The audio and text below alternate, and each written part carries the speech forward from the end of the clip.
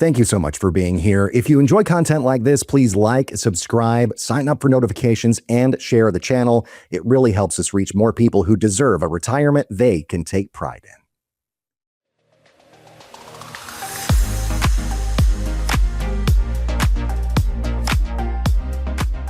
Well, hello there, and welcome to another edition of Take Pride in Retirement. Matt McClure here with you, your host, your advisor, your friend, your pal, and your confidant. Yes, and I am Josh Rednoble, the attaché to the advisor, aka co-host, aka Matt's hubby. He is indeed. He does not tell. He's like George Washington. He could not tell a lie. And, this time around, a lot of people kind of lose their motivation, right? We're talking about like first of the year, people make those New Year's resolutions and they're gung-ho about it. And what was it? Your mom always used to say, lose weight and get more organized. That was always her New Year's resolution, right? And by this time of the year, I feel like a lot of that is really gone by the wayside. But what we're going to talk about is, kind of really how to overcome that. Because, people are there, as I said, they're very gung-ho about it at the beginning of the year, right? Yeah, and then summer rolls around in this heat, which I can't stand, by the way. Don't know where all of you listeners are, but where we are, it's hot. But yeah, then not so much. It's almost like their plans are just kind of gone.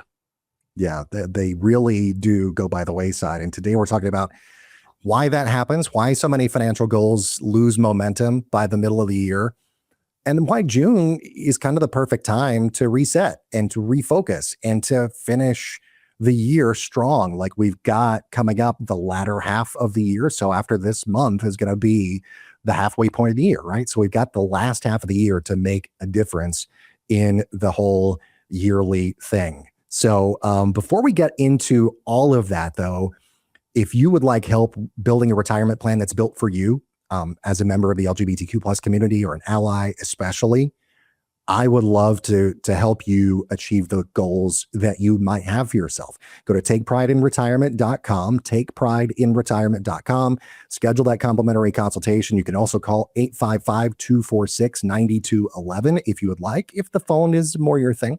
And also, if you're listening on your favorite podcast app, please subscribe to the show there. Also, leave us a good review. Really would appreciate that. That would really help us grow and also help us grow our YouTube channel. If you're watching there, please, please, please like this video and subscribe. Subscribe.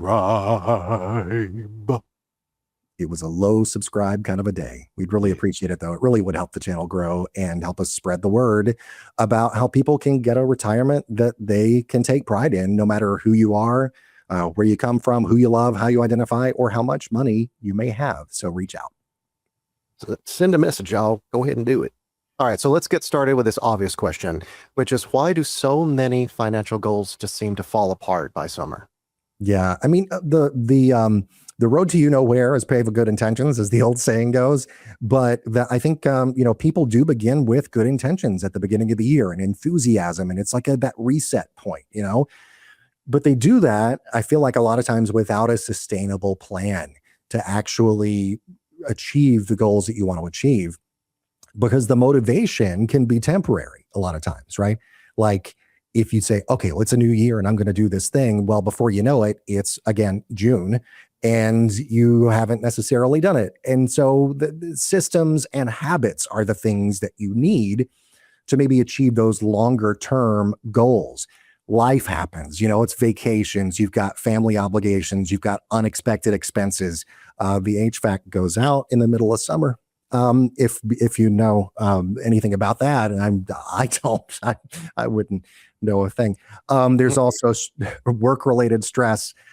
The financial goals that you might have feel less urgent in the day-to-day when compared with some of those things, because the consequences aren't necessarily immediate, especially if we're thinking about planning for something that's far in the future, perhaps something like retirement, or something that feels far in the future like retirement. And so saving for your retirement and investing for your retirement, super important. But again, we're human beings. It doesn't provide that instant gratification that we like. And, spending money really kind of does, because you get the new thing or the new gadget, or even those unexpected expenses come up and you fix the HVAC, which is a great thing in the summer heat. And so, there was a study that Fidelity did about these kind of things. And a lot of Americans really report feeling confident in January, but then less engaged with financial goals as the year progresses. So the data really does show that it's not just an anecdotal thing. It's backed up with data that this is a thing that happens. And so, you might feel confident in your ability to achieve those goals, but confidence alone doesn't create progress. It's got to be consistency and maybe doing some little things along a period of time as time goes on. And even, for LGBTQ plus folks, there can be more challenges. A lot of us didn't grow up seeing families that look like ours represented in financial planning conversations. And so, a lot of us may have experienced career interruptions, discrimination, periods of some instability there that delayed saving and investing. And the good news is that, your starting point doesn't determine where you end. It's like right now, if right now is your starting point, great. The important thing is that you get started. It's not like, if you're behind, you're never going to catch up. That's not the case. You can still achieve that retirement you can take pride in. Yeah, so if someone feels like they've fallen off the wagon financially this year, they're definitely not alone. No, they're in good company. So not alone, even just a little bit. I mean, the numbers really do bear that out. And don't feel bad or be down on yourself because this may be the way that your year has gone. Just take the initiative, take this time almost the midway point, turn things around. And as I'm saying, like the middle of the year really is an important and kind of a natural checkpoint. Yeah, when you say natural checkpoint, why is that important? Yeah, I mean, you think of retirement planning, if you want to think about it like this way, think about it as kind of a road trip, like you're on the road, you're going to a destination, and you don't wait until you arrive to see whether you're on course, right? Hopefully, maybe you've got the GPS going. I like to always say that financial planning, the way that I sort of try and think about it for the long term, is like a financial GPS, right? So you don't wait until you're there to see if you're on course to getting there. You have to at the very least, check along the way. If you don't have the GPS on all the time, maybe the route that you're taking and you're going along that road and you get to, maybe we're about halfway there. Let me check the GPS again, make sure we're on track, make sure there's nothing coming up that might be a roadblock or an accident or something where we have to take a bit of a detour because, things happen in life. And so this is sort of that midway checkpoint. The middle of the year is a chance to review the savings rates that you are taking advantage of, hopefully. Evaluate your investments and your investment allocations. Make sure that you check the retirement account contributions, especially those at your workplace retirement plan, because if you have a 401k or a 403b or a TSP or whatever, it's easy to, like when you start a job, you set it up, you kind of forget about it, and then you don't make any changes, even after you get a raise or something like that. You never increase those contributions. So make sure that you do that. Just check in, right? It's kind of like when they tell you a couple of times a year when the clock changes to change the batteries in your smoke detector because, you're supposed to change it twice a year. It's a convenient time to do that. This is kind of that time for your finances.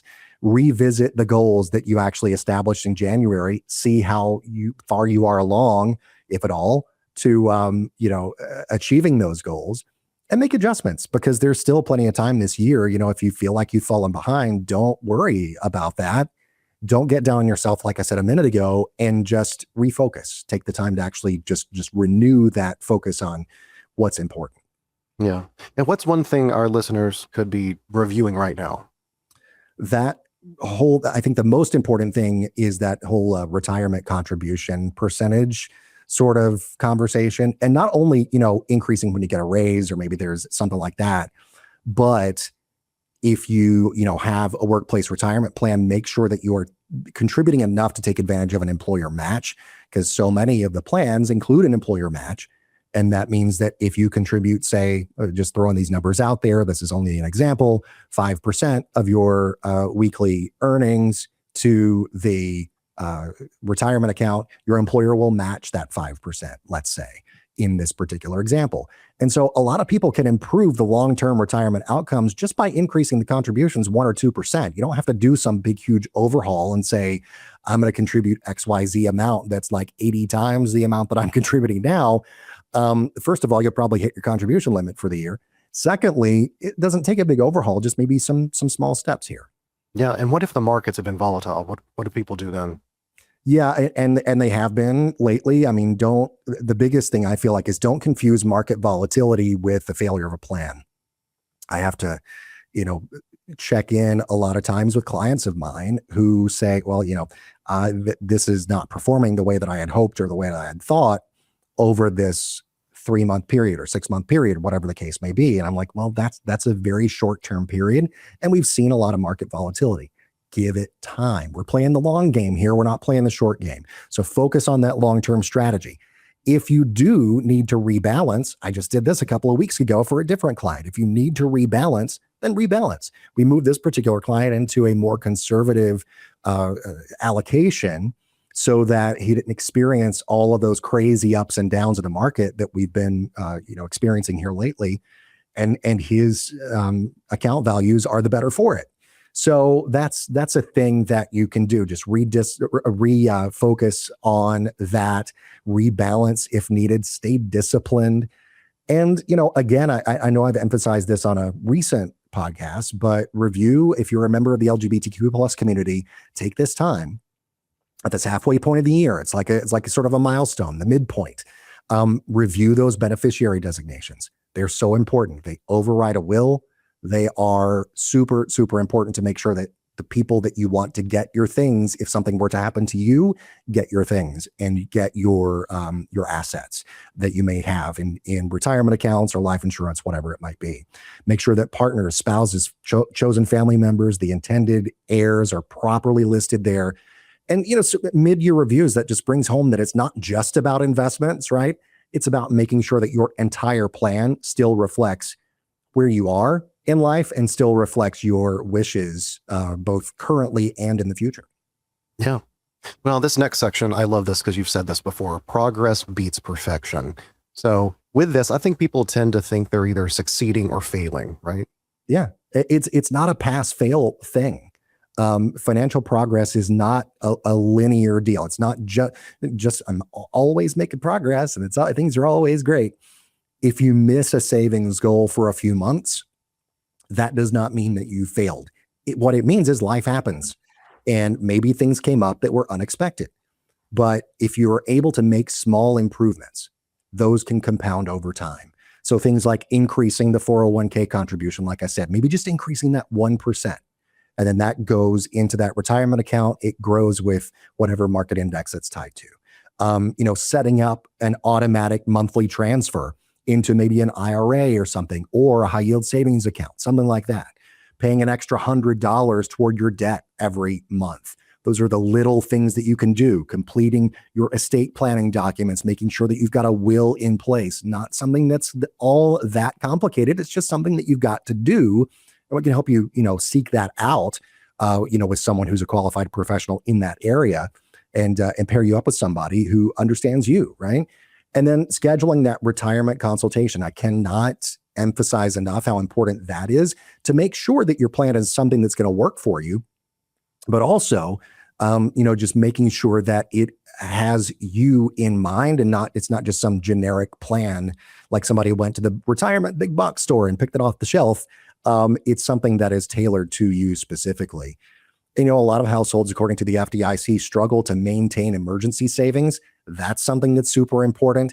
Building the habit, though, toward getting there to that 3 to 6 months of expenses at minimum in a savings account for emergencies. Making progress toward that is more important than achieving that perfect number immediately. You don't have to be perfect immediately. So, a lot of people really do abandon their goals because they feel like they can't do everything. And we can't. We're human beings. We can't do everything all the time. So my thing is, I'd rather see somebody do something than nothing. And, if you feel like you need help in that area, takeprideinretirement.com is the website. I'd love to take a look at things, where things stand now, get you a plan going for the future. And I always say Matthew is the advisor that cares. So reach out to him. He's always have your best interest at heart, unlike a lot of other people. All right, let's talk about the numbers. So they shall remain. No, I was just going to say they shall remain nameless. No, yeah, you know, there's people out there. Anyway, he's not going to take advantage of you, is what I'm saying, and he's a good person. Why, thank you. Yes. All right, let's talk about numbers. Let's put this into perspective. Yes, let's do it. So it's like let's say somebody's saving $500 a month. Let's just put that out there as a number for illustrative or illustrative, whichever way you want to pronounce it, purposes.